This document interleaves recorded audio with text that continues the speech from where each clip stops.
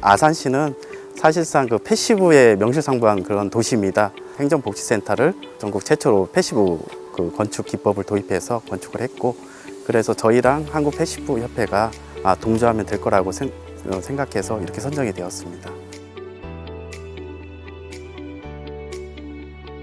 그전에는 일단 그 비가 왔을 때나 이제 눈 내렸을 때 그 좀 누수가 심했었습니다. 이게 벽이랑 천장이 워낙 균열도 많았고 타일도 오래되다 보니까 벽 자체적으로 스며들어서 그게 고여서 물이 내려오고, 그러니까 구멍을 통해서 들어온다면은 막기라도 했을 텐데 그런 게 아닌 벽을 스며들어서 들어오다 보니까 어떤 물이 들어와서 이렇게 떨어지는 것에 대해서 어떤 막을 수 있는 방법이 없었습니다.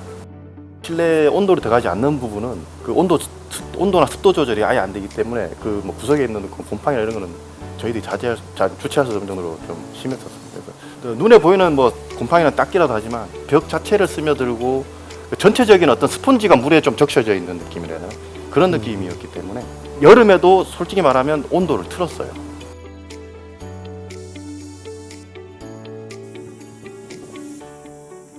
아산시 역도팀 합숙소 건물은 준공된 지 30년이 조금 넘은 건물이고요.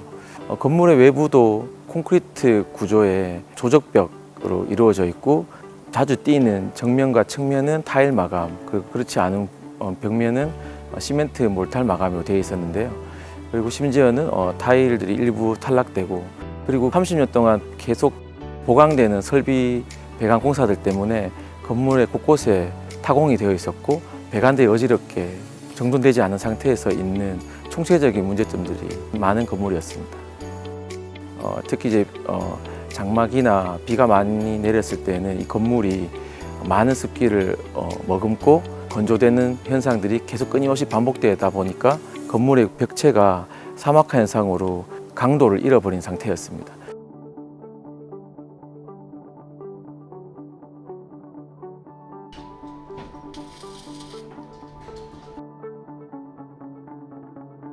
그래서 가장 집중한 곳은 벽체의 마감이었는데요.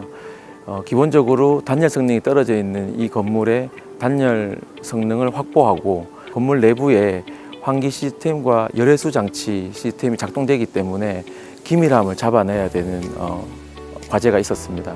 그래서 기본적으로 건물의 단열과 기밀 성능을 최적화하기 위해서 노력을 했고요.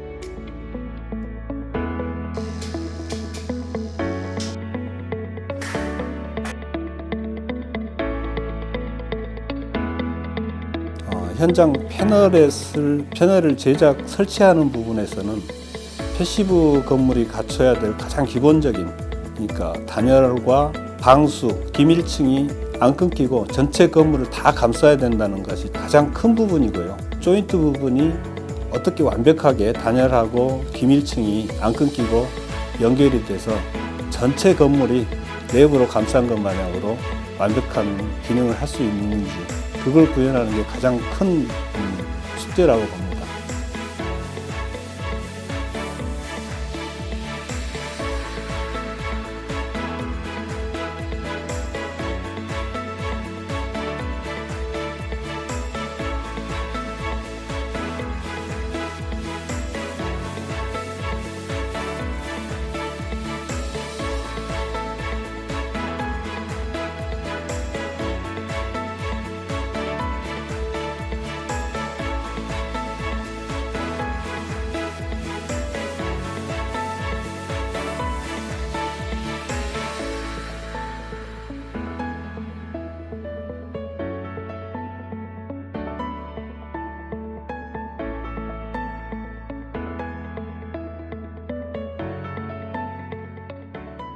이런 경량목 구조 패널 방식이 일반적으로 주택이라든지 이런 형태로 많이 활용을 했지, 외벽 패널 방식에서 적용한 것은 그리 많지는 않습니다. 근데 일단 목조 패널이라는 장점 때문에 특히 열 전도율이 낮은 목조로 패널을 만들면서 그 단열 효과에 대한 부분, 특히 결로에 대한 부분은 많이 해소가 될 거라고 생각을 하고 있고요. 우리가 하고 있는 프로젝트는 건물이 40년 전에 지은 건물입니다. 그래서 제가 실측을 해봤지만 수평 수직 사실 굉장히 안 맞는 부분이 많아요. 그래서 그 안 맞는 부분을 오차를 현장에서 두고 패널과 패널 간에 연결하는 부분이 발생을 합니다. 현장에서 구현하는 방식으로 그렇게 가고 있습니다.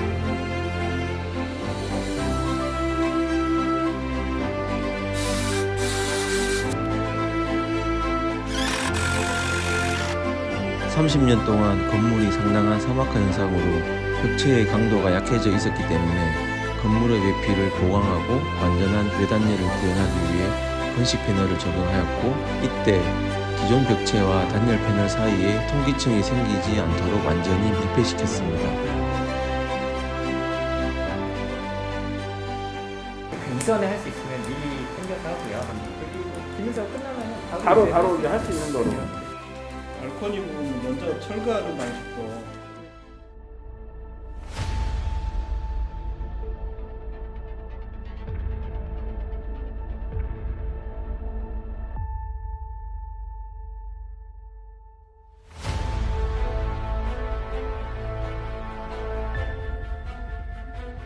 건물의 외벽과 옥상을 완벽하게 외단열 시스템으로 끊김없이 연속적으로 이어지는 것이 중요했기 때문에 옥상에 있는 굴뚝과 그리고 부족한 수압 때문에 설치되었었던 옥상에 물탱크도 있었습니다. 그런 부분들을 철거하고 단열을 연속적으로 연결시키는 것이 저희에게 중요했었습니다.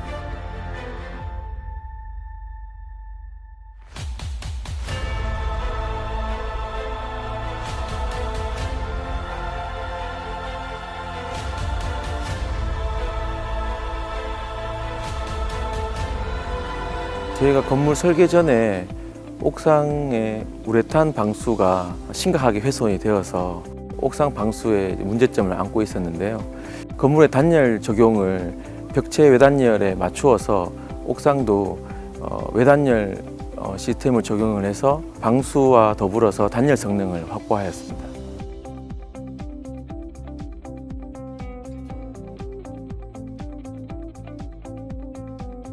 이번에 아산 현장을 통해서 기존의 패시브한 기술과 더불어서 자사에서 개발 중인 액티브한 에너지 제로화 요소 기술을 검증하고자 참여를 했고요. 에너지 제로화를 위한 이 패키지 형식의 그 제품을 기획을 해서 건물에서 사용하고 있는 에너지의 70~80%를 감당하고 있는 냉난방, 그다음에 환기 장치를 패키지화한 제품을 검증하고자 합니다.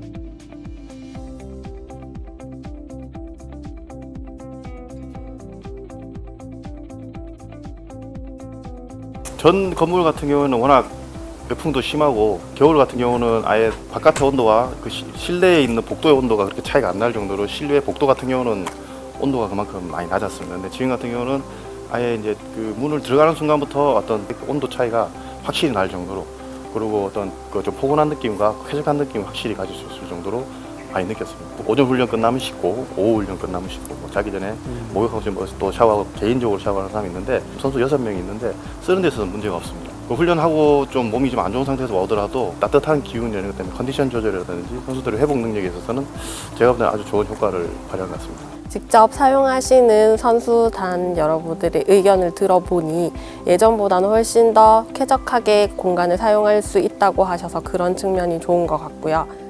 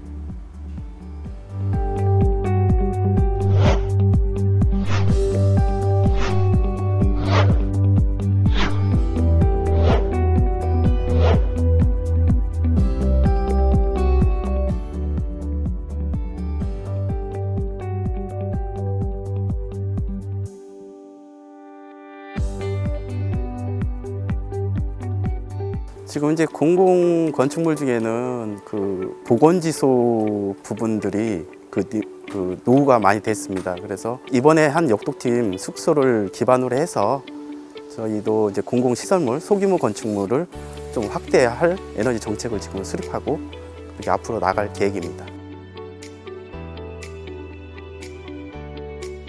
이번 프로젝트는 저희 소규모 건축물 에너지 최적화 연구과제의 하나의 그 꼭지였는데요. 수많은 건물 리모델링을 해야 되는데 특히 도심 리모델링은 한계가 있습니다. 그래서 저희가 이번에 연구를 통해서 실험해 본 건 선진국들이 이미 많이 하고 있는데 대부분의 부재를 이제 공장에서 제작해서 현장 조립하는 방식으로 그게 우리나라에도 과연 가능하며 뭐 기술적 혹은 가격적 타당성이 있는가를 보기 위한 하나의 실험이었고요.